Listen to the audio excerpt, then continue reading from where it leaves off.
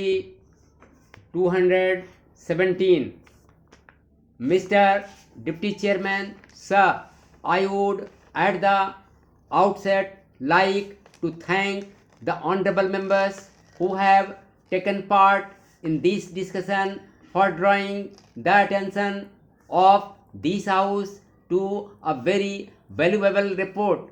The fact that he himself has contributed to this report does not in any way minimize the importance of this reference, because this report deals with a subject which is of very great importance, but because it has not any immediate sensational impact, there is sometimes a tendency for such reports to be overlooked, and from that point of view, Sri Bhargava certainly deserves the thanks of this house, and I think the thanks of my ministry for having drawn its pointed attention to this report. Sir, he has given the history of how the Vigyan Mandir scheme began. I do not want to go into very great detail of that, but the honorable members of this house will remember that the idea was originally mooted in 1983. There was only one institution established at that time. The main purpose was to bring about a scientific atmosphere in our villages. They are not so much service institutions.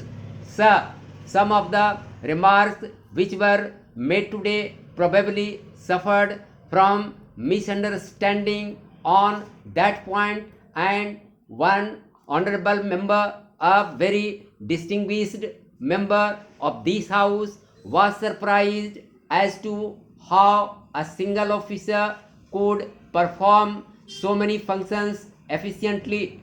Now, if these were service agencies engaged in soil analysis or analysis of health problems or applying actual remedial measures, this criticism would have been completely justified. But in fact, the Vigyan Mandir are conceived primarily as centers for disseminating scientific knowledge and creating a scientific atmosphere in the villages, and that is why in each Vigyan Mandir the four most important things are the library and laboratory attached to it, the reading room, the museum, and the science club. Through the laboratory, simple experiments can be performed partly for service purposes, but more in order to make villagers familiar with the techniques of science and to make them realize how science can be of immediate value and significance in their personal life. For example, the Vigyan Mandir officer may not be in a position to give a solution of the problem of soil analysis, but he can show by experiment how disease spread through parasites. Of course, this knowledge is becoming fairly widespread in the country now, but in spite of that, there are areas in the country where anything which is done to spread such knowledge could be valuable.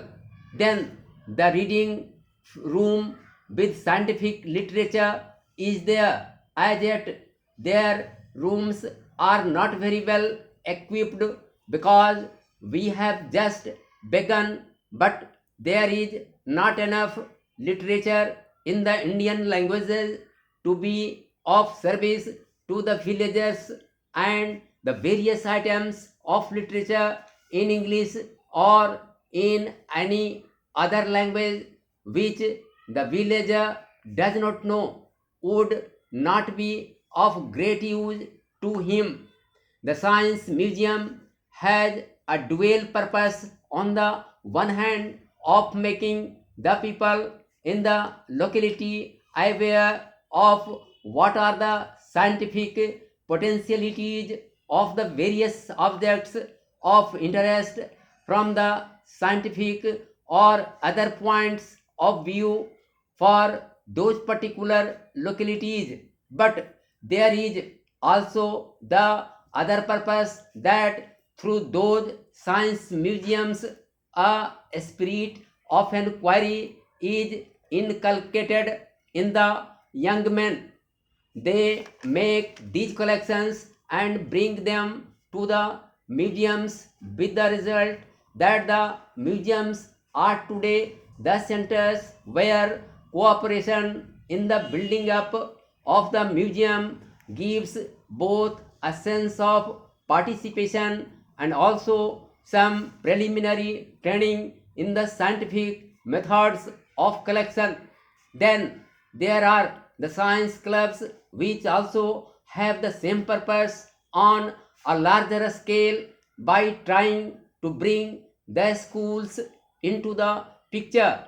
The teachers and the pupils of the schools would be the nucleus of the science clubs, and through them gradually scientific knowledge and scientific attitude would percolate among the older generation. These are the main purposes, and if we keep them in view, the Vigyan Mandirs are essentially centers for dissemination of knowledge and only secondarily service institutions. We have actually decided that wherever any health clinic is established or any soil analysis station is established by the ministry concerned, the Vigyan Mandirs will no longer perform these services but refer the people to the more developed institutions run by the respective ministries. It was in this way that the Vigyan Mandir scheme began, and as will be seen from this report itself, in the first 4 or 5 years, the progress was not very adequate. There were only 18 Vigyan Mandirs when these ministry was formed in 1978.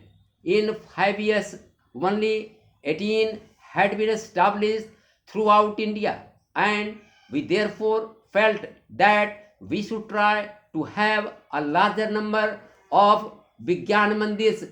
Ultimately, the aim should be to have at least one for every district, but we realized that that could not be done during the planned period.